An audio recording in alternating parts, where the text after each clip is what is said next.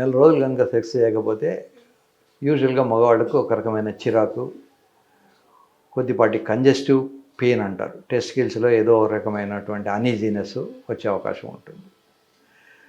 అమ్మాయిలకు కూడా శృంగారంలో పాల్గొనకపోతే ఒక రకమైనటువంటి అసంతృప్తి, చిరాకు వచ్చే అవకాశాలు ఉంటాయి.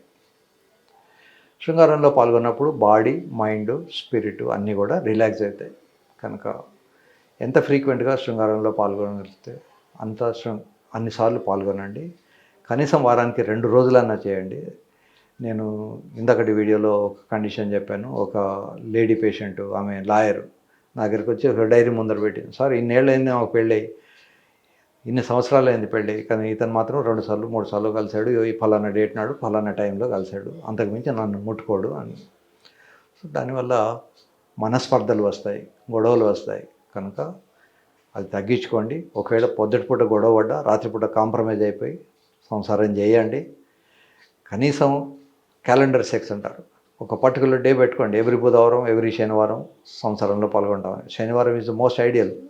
ఒకవేళ అలసిపోయినా వైగ్రా ట్యాబ్లెట్ తీసుకొని హెడేక్ వచ్చినా సండే మార్నింగ్ ఆఫీస్ ఉండదు కనుక సాటర్డే నైట్ కనీసం డెఫినెట్గా శృంగారం చేద్దామనే ఒక ప్రోగ్రాం పెట్టుకోండి. ఇంట్లో పిల్లలు పెద్దవాళ్ళైనంత మాత్రాన మీకు కోరికలు పోవు, కోరికలు ఉంటాయి. అయితే వాళ్ళు ముందర వాళ్ళు చూసేట్టుగా చేయకూడదు. ఎవరి రూమ్ వాళ్ళకు ఉంటున్నాయి. నవడేస్ పూర్వకాలంలాగా క్రౌడింగ్ లేదు హౌజింగ్లో. యూజువల్గా న్యూక్లియర్ ఫ్యామిలీస్ ఉంటే పిల్లలు ఉంటారు. కనుక పిల్లలు లేని టైంలో కానీ, పిల్లలు స్కూల్కి వెళ్ళిన టైంలో కానీ అవసరమంటే ఓ రోజు లీవ్ పెట్టుకొనైనా సంసారం చేయండి. దానివల్ల మీ ఇంట్లో గొడవలు తగ్గుతాయి, డైవోర్స్ రేటు తగ్గుతుంది, జనరల్గా ఆరోగ్యం కూడా బాగుంటుంది, సైకలాజికల్గా కూడా బాగుంటుంది. ఒక్కోసారి నా దగ్గరికి 80 year old మ్యాన్ వస్తాడు. సార్ లాస్ట్ 6 months బ్యాకే నా వైఫ్ చనిపోయింది, నాకేదో ఇబ్బందిగా ఉంది అని. అతనికి 80 year old అతన్ని కూడా నేను చెప్తాను, సార్ మీరు మ్యాస్టర్బేట్ చేసుకోండి, కనీసం వారానికి 1-2 సార్లు చేసుకోండి. మ్యాస్టర్బేట్ చేయడం వల్ల ఫ్లూయిడ్ బయటకు వస్తుంది. అలా వచ్చినప్పుడు ఆ కంజెస్టివ్ ఫీలింగ్ తగ్గిపోతుంది, ఆ పెయిన్ తగ్గుతుంది. కనుక శృంగారంలో ఎంత ఫ్రీక్వెంట్గా పాల్గొంటే అంత మంచిది. భార్య లేని వాళ్ళైనా శృంగారం అంటే కేవలం అమ్మాయి ఉండాల్సిన అవసరం ఏమి లేదు. మ్యాస్టర్బేషన్ కూడా ఒక రకమైనటువంటి శృంగారమే. కనుక ఏదో రకంగా మగవాళ్ళు తమ ఫ్లూయిడ్ను బయటకు తీయాలి. ఆడవాళ్ళు కూడా సాధ్యమైనంత వరకు అబ్బాయిలకు సహకరించాలి.